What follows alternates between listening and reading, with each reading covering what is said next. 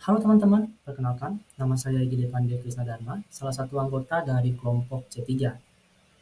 Pada kesempatan kali ini, dalam rangka untuk memenuhi tugas Project Based Learning dari mata kuliah Kesmafet atau Kesejahteraan Masyarakat Veteriner, kami akan mempresentasikan atau memaparkan sebuah prinsip yang dikenal dengan nama One Health.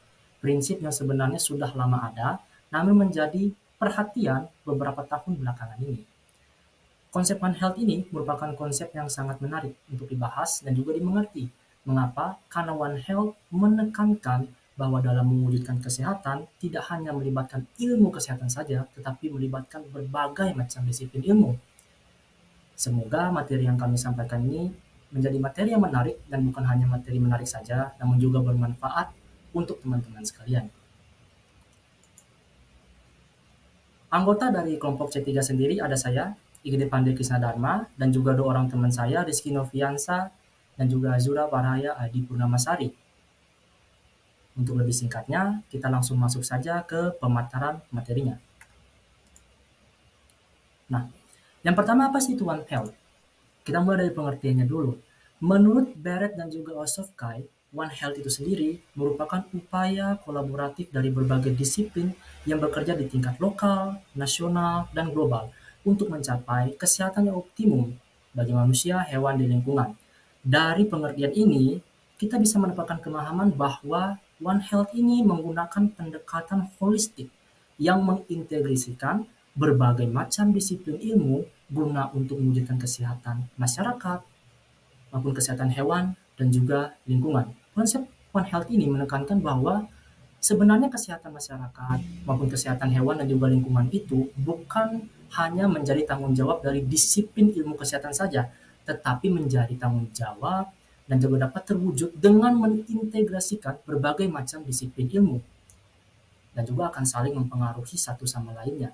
Lalu, apa sih tujuan dari One Health itu? Nah, One Health ini memiliki tujuan untuk meningkatkan pemahaman kita dan juga kolaborasi kita antar lintas sektor ataupun disiplin ilmu dalam upaya apa? Untuk mencegah, mendeteksi, dan mengendalikan penyakit dan ancaman kesehatan yang berasal baik antar manusia, hewan, dan juga lingkungan. Sehingga dengan pemahaman dan kolaborasi ini diharapkan dapat mengurangi risiko dampak penyakit pada ekosistem hewan manusia atau juga memaksimalkan kesehatan masyarakat, baik itu kesehatan pada manusia itu sendiri, kesehatan hewan, maupun kesehatan lingkungan. Nah, untuk berikutnya akan dijelaskan tentang apa sih menjadi ruang lingkup dari One Health itu sendiri yang nantinya akan dibawakan oleh teman saya.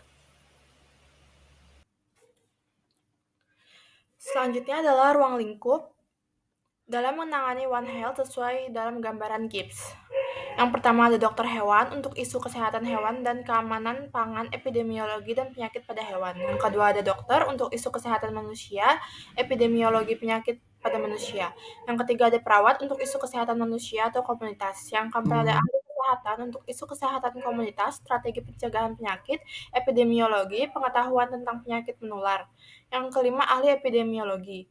Epidemiologi, pengontrolan penyakit, surveillance, dan desain kuesioner. Yang keenam ada ilmuwan kemargasatwaan. Yang ketujuh ada pengobatan tradisional. Yang kedelapan ada pemimpin atau politisi lokal. Yang kesembilan ada ahli kesehatan lingkungan. Yang kesepuluh ada ahli ekologi. Yang kesebelas ada ahli ekonomi. Yang kedua belas ada ahli komunikasi. Yang ketiga belas ada layanan darurat. Yang keempat belas teknisi laboratorium. Yang ke-15 ahli farmasi, yang ke-16 ahli logistik, yang ke-17 hubungan masyarakat atau pemasaran, yang ke-18 adalah spesialis bidang teknologi informasi. Yang ke-19 adalah ilmuwan sosial.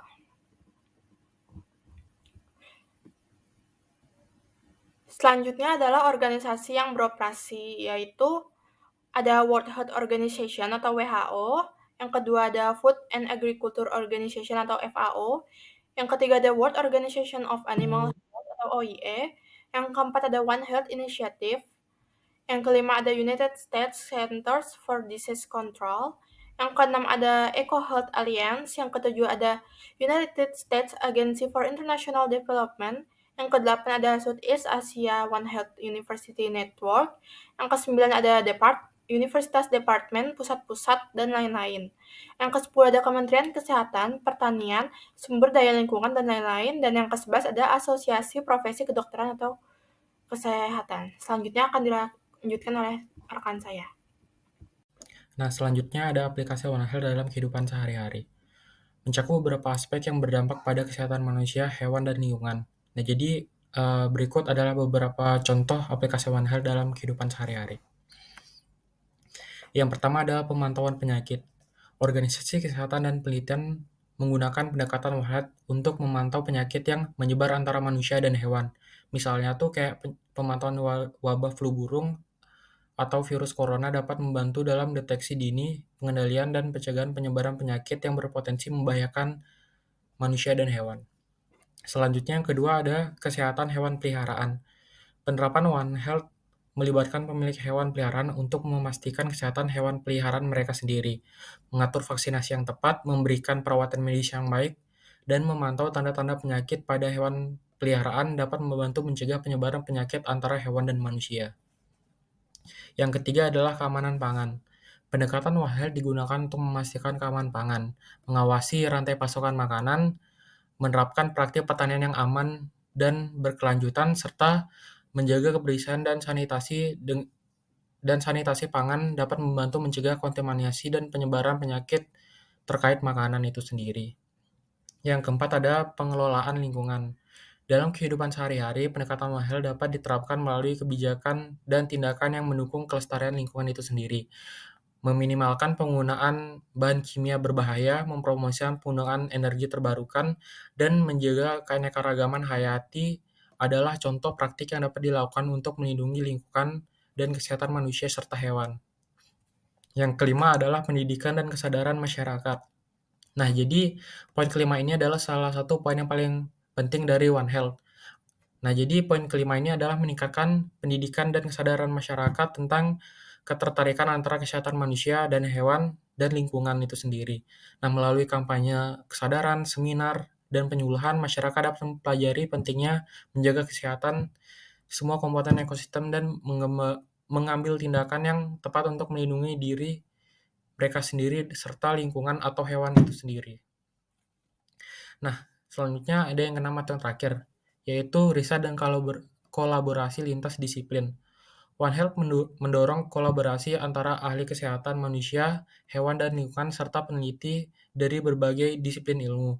Melalui kerjasama ini, peneliti multidisiplin dapat dilakukan untuk memahami penyakit, mengembangkan vaksin, dan meningkatkan intervensi kesehatan yang lebih efektif bagi manusia dan hewan. Dan mungkin itu saja yang dapat saya sampaikan. Saya serahkan kembali kepada moderator.